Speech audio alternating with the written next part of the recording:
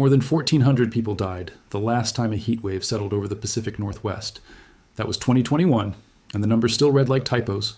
116 degrees in Portland, 108 in Seattle, 121 just north of the border.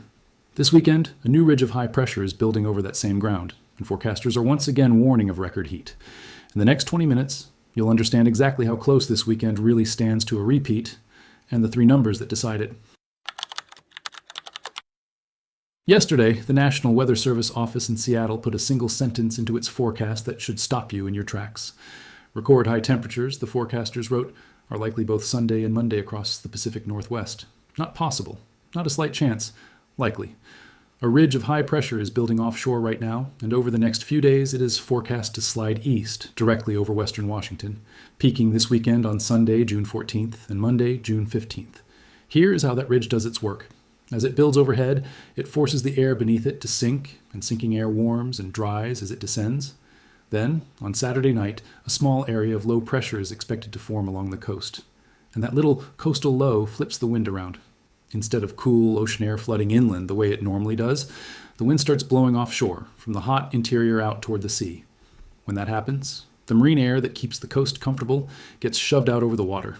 The natural air conditioning shuts off, and the temperatures in the interior valleys are free to climb. The numbers themselves are going to sound almost ordinary, and that is exactly why you need to understand what is underneath them. Highs are forecast in the 80s and lower 90s on Sunday, and 80s to the middle 90s on Monday. The forecast high for Seattle on Monday is 91 degrees. About 5,000 feet up at the level forecasters call 850 millibars, temperatures are expected to peak near plus 20 degrees Celsius. For most of the country, that is a forgettable summer day. For the Pacific Northwest, in the middle of June, it is a flagged event, and the reason it is flagged is the entire story of this video. The Weather Service has placed the region under what it calls moderate heat risk for both days, with a 30 to 50% chance of major heat risk in the southwest interior and the lower Chehalis Valley. And the reason a forecast in the low 90s carries a warning label is that this exact corner of the country, under this exact kind of pattern, is where more than 1,400 people died 5 years ago. That is the comparison hanging over this weekend, and we are going to deal with it honestly. The most telling part of this whole setup is how fast it turned around. Barely a week ago, this same region was sitting on the cold side of the very same weather pattern. Seattle was running near record cold, with highs stuck in the upper 50s, one of the coolest early Junets in roughly 40 years. People were running their furnaces. And now, in a matter of days, the same city is being told to brace for record heat. That kind of violent reversal is not random. It is the signature of a stuck, high-amplitude weather pattern letting go and snapping into a new configuration, and it tells you a lot of stored energy is being rearranged over the region. The Pacific Northwest did not drift gently from cool to warm. It got flipped, hard, from one extreme toward the other, and that whiplash is the first clue that something worth watching is happening in the atmosphere over North America. The reversal matters for a reason that goes beyond the novelty of a cold city suddenly baking. When heat arrives this fast, it arrives on a population that is completely unprepared for it, both in their habits and in their bodies. A region that spent the first half of the month cold is psychologically the least ready place on the continent to suddenly take a heat warning seriously. People keep planning as if it is still the cool northwest of last week, right up until the afternoon their house turns into an oven. And that gap between how mild the forecast sounds and how dangerous the heat actually is exactly the gap that turned deadly in 2021. Let me explain why a 91-degree day in Seattle is a genuine event when the same number in Phoenix is a pleasant afternoon. The Pacific Northwest is built physically and culturally around being cool. It sits next to a cold ocean under a near-constant supply of marine air, and for most of the year that air keeps the place mild and damp. The homes were built for that climate. The bodies of the people living there are calibrated for that climate. And when a ridge clamps down and pushes the marine air out to sea, every one of those assumptions gets tested at once. The forecasters made the rarity concrete. Out of every 90-degree day Seattle has ever recorded, only about 7% of them, 19 out of 276, have happened this early in the season. So while the number sounds gentle to most of the country, for this place and this time of year, it is an outlier worth flagging in red. There is one more number in this forecast, and it is the most important one for the question we are asking, and it is the one almost nobody pays attention to. The overnight low temperatures this weekend are forecast to fall back into the mid-50s to lower 60s. That sounds like a footnote. It is not. It is the single most reassuring fact in the entire forecast, and to understand why, you have to understand what actually kills people in a heat wave. The danger is rarely the afternoon peak. The danger is when the nights stay hot and the body never gets a chance to recover. This weekend, the nights are forecast to cool off, and that one fact pulls this event hard away from the catastrophe it is being compared to. Hold on to that, because to judge it, you first have to see what happens when the nights do not cool. In the last week of June 2021, a ridge of high pressure built over the Pacific Northwest, and it did not behave like a normal ridge. It behaved like something the textbooks did not have a category for. The air aloft was so warm, the compression so intense, that when scientists later tried to fit the event into their statistical models, the models nearly broke. The best analyses concluded the temperatures were so far beyond anything in the record that the event sat somewhere between a 1 in 1,000 and a 1 in 10,000 year occurrence. In plain language, it was not supposed to be possible. Then it happened anyway, and the numbers still do not look real. The town of Lytton, in British Columbia, just north of the Washington border, reached 49.6 degrees Celsius on June 29th. In the units most of us use, that is 121 degrees. That was not just a record for the town or the province. It was the highest temperature ever recorded anywhere in the entire country of Canada, a nation most people associate with snow. And the very next day, with the ground baked to tinder, a wildfire ignited and raced through the town, and most of Lytton was destroyed. The place that set the national heat record ceased, within a day, to meaningfully exist. South of the border, the records fell just as hard. Portland, Oregon, a city famous for rain and gray skies, reached 116 degrees, shattering its all-time record by a margin that left meteorologists stunned. Seattle climbed to 108 degrees, its highest temperature ever measured. These records did not inch past their predecessors. They leapt past them by 4, 5, even 9 degrees, which, in the world of temperature records, is an almost incomprehensible jump. And the human cost of that heat, which we will get to next, is the reason this weekend's forecast is being read so carefully. Across the United States and Canada, more than 1,400 people died in that heat wave. In the United States alone, the confirmed deaths included at least 116 in Oregon, with 72 in the county that contains almost all of Portland, at least 112 in Washington, and 1 in Idaho. North of the border, the estimates reached around 800 deaths, the overwhelming majority in British Columbia. And here's the part that matters most for understanding this weekend. Those people did not die because of the peak temperature alone. They died because of what that temperature landed on. The Pacific Northwest is, by the numbers, the least air-conditioned region in the United States. For generations, the cities of Seattle and Portland never needed air conditioning because the climate was mild and the nights were cool. As a result, Seattle has historically had the lowest percentage of air-conditioned homes of any major metro area in the country, and Portland the third lowest. When that heat dome descended, it descended on millions of people who had no mechanical way to cool the air around them. Cities made it worse in a way that is easy to miss. Pavement, brick, and rooftops soak up the sun all day and release that heat slowly through the night, so a dense urban neighborhood can stay several degrees warmer after dark than the countryside around it. That nighttime warmth fell hardest on the lowest income neighborhoods with the least tree cover, which were also the ones least likely to have air conditioning. Hospitals filled with heat stroke patients, emergency lines jammed, and in some places the coroners ran out of capacity. It was a slow-motion disaster that built over days, mostly indoors, mostly out of sight, which is exactly why it was so easy to underestimate while it was happening. And then the second factor finished the job, which is that the nights did not cool down. A house with no air conditioning depends entirely on the night to recover. You open the windows, the cool night air flushes the heat out, and by morning the house is livable again. In 2021, the ridge was so strong that it broke that cycle. The overnight temperatures stayed far above normal, the houses never flushed, and the heat compounded inside them day after day with no relief. The people who died were overwhelmingly older, often living alone, often without air conditioning, their bodies unable to shed heat that never stopped building. The afternoon heat started the process. The hot nights are what made it fatal, and that single distinction is the key to everything.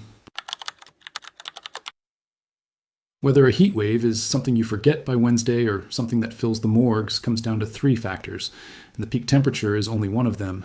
The first is magnitude, how hot it actually gets. The second is duration, how many days the ridge sits in place. And the third, the one that does most of the killing, is the overnight low, how warm the nights stay underneath the ridge. In 2021, all 3 lined up the wrong way at once. The magnitude was off the charts. The ridge locked in place for the better part of a week, and the nights stayed lethally warm, in some places never dropping out of the 80s, so the heat compounded with no recovery. That combination, not any one number, is what wrote the death toll. Now look at this weekend against those same three factors, because this is where the honest answer starts to take shape. The magnitude is far lower, 15 to 25 degrees below 2021 at the peak. The duration is short, with the ridge forecast to peak Sunday and Monday and then relax as the marine air returns, rather than locking in for a week. And the overnight lows, the factor that matters most, are forecast to fall into the mid-50s, restoring exactly the nightly recovery that 2021 destroyed. On all three of the factors that decide whether heat kills, this weekend falls on the safe side of the line. That is not an opinion. It is written directly into the forecast, and it points to a clear answer. So let me give you the plain answer to the question in the title, with the numbers behind it. No, the Pacific Northwest is almost certainly not about to relive the disaster that killed hundreds in 2021. Not this weekend. The magnitude is far short, the ridge does not lock in place, and the cool nights give the region the recovery it did not have 5 years ago. Anyone telling you this weekend is another 2021 is selling a fear the data does not support, and you should not buy it. But there is an edge to that answer that keeps it from being a simple all clear, and you need to hear it. There are two factors where this weekend and 2021 are not different at all. The first is the timing. Both events are early season, landing in June on a population whose bodies have not yet adjusted to summer heat. The human body builds its tolerance to heat over a week or two of exposure, and after a cold start to the month, the Northwest has built none of it. The second is the structural vulnerability, the UN air-conditioned homes, the millions of people with no way to cool their air, the habit of treating a low 90s forecast as nothing to worry about. On those two factors, the region is exactly as exposed this weekend as it was in 2021. That is why the right answer is not just a relieved no. The right answer is no, not this weekend. And here is exactly what would have to be different for the answer to flip to yes. What would have to change is not the geography, which is fixed, and not the vulnerability, which is fixed. What would have to change is only the ridge. If the next ridge built taller, the way 2021 did, and locked in place for a week and kept the nights warm, then every vulnerability sitting harmlessly in the background this weekend would come roaring into the foreground. The region is safe this weekend. The standing exposure underneath it never went away, and the thing that controls whether that exposure stays quiet is the pattern overhead. To understand how the Northwest can flip from near record cold to record heat in a matter of days, you have to look at the jet stream, the river of fast-moving air that steers all of this. When the jet stream runs straight and fast, weather moves along quickly and no place gets stuck. But sometimes it buckles into enormous, slow-moving waves. And when those waves stop moving, you get what meteorologists call a blocking pattern. Wherever the jet bulges north, you get a ridge and persistent heat. Wherever it plunges south, you get a trough and persistent cool. That is the pattern sitting over North America right now, and it explains everything you have been hearing about the weather lately. The same locked configuration has been baking the eastern United States under record heat, firing a violent run of severe weather across the Midwest, and, until last week, keeping the Pacific Northwest cold under the trough side. One pattern, producing opposite extremes across the continent at the same time. And blocking patterns do not hold perfectly still. The waves drift in trade places, and over the past week, the trough that kept the Northwest cold has flattened and slid east, and a ridge has built in its place. The cold side became the warm side. The reversal that feels so shocking is just the predictable behavior of a stuck jet stream as its waves rotate. This is not unique to the Northwest either. Every great heat disaster shares the same fingerprint. The European heat wave of 2003, which killed tens of thousands, was a stuck, high-amplitude block that sat for weeks over a population without air conditioning. The Russian heat wave of 2010 repeated the pattern. In every case, the killer was not just how hot it got, but how long the ridge held and how warm it kept the nights, landing on people who had no way to escape it. Duration is not a detail in these events. Duration is the disaster. Here is why that connects directly back to 2021. The difference between the mild ridge building now and the monster ridge of 2021 is not a difference of kind. It is a difference of degree. Both are northward bulges of the same jet stream over the same ground. The 2021 version was simply taller and more stubbornly locked than almost any ever observed. This weekend's ridge is the same species of feature, far smaller and, crucially, not locked. It is a visit, not a siege. And the lethality of these events scales with how long the ridge sits, which is the clearest reason, written in the behavior of the atmosphere itself, that this is not a repeat. Whenever a record heat forecast goes out, a wave of noise goes out with it, and it is worth dispatching quickly. The loudest claim is that the heat is somehow manufactured, engineered by some facility or program. The energy budget settles it instantly. A continental scale heat ridge processes energy on the order of 10 to the 18th joules every day, while the research transmitters that get blamed operate at a few million watts, a gap of many orders of magnitude. Asking one of those to build a heat ridge is like asking a single match to boil a swimming pool. The other common claim, that the forecasts are exaggerated, collides with the fact that multiple independent national and international models all converge on the same ridge, and that a forecast is tested against thermometers in public within days. You cannot fake a number the whole world can walk outside and check. What does deserve your attention is the trajectory. And this is the real reason the question in the title is worth asking. The temperatures that defined 2021 were, in the climate of that moment, a 1 in 1,000 to 1 in 10,000 year event. The careful attribution work afterward concluded the heat dome was virtually impossible without human-caused warming, and that warming had made it roughly 150 times more likely, about 34% larger, and about 59% longer. Sit with that, because it is the real story. Here is what those numbers mean in practice. A warmer baseline does not need to change the weather pattern at all to make these disasters more common. Every ridge that builds now builds on top of a planet that is roughly 1.3 degrees Celsius warmer than it was before industrialization. So the same wave of air that once produced a hot day now produces a record day. There is also an active scientific debate, which I will represent honestly rather than overstate, that a rapidly warming Arctic may be making these stuck, high-amplitude patterns more frequent in the first place. Put those together, and the interval between the small, survivable version of this event and the lethal one is slowly shrinking. The answer for this weekend is no. The answer for some future weekend eventually is yes, and the time between the times we have to ask is getting shorter. So here is what to actually watch, because the value of understanding 2021 is being able to recognize the real thing if it ever approaches again. A true repeat would not be subtle, and it would show up days in advance in the forecast language. You would see a ridge building not to plus 20 degrees Celsius aloft, but far beyond it. You would see the models locking that ridge in place for a week or more instead of relaxing after 2 days. You would see overnight lows forecast to stay in the 70s or 80s instead of falling into the 50s. And you would see the heat risk climbing from moderate to major to extreme across whole regions. When those 4 signals line up together, that is the warning, and that is the time to act. None of those 4 signals is present this weekend. The ridge is moderate. It relaxes after Monday. The nights fall into the 50s, and the heat risk stays at moderate with only a chance of major in a couple of valleys. That is why this is a respect it, do not panic situation. If you live in the region, the playbook is simple and it works. Open the windows at night to let the cool air flush the house, close them and draw the shades during the day, hydrate and check on elderly neighbors and relatives, because even a survivable event is dangerous for the most vulnerable. This weekend, the Pacific Northwest will be fine. The windows will open, the nights will cool, the marine air will return early next week.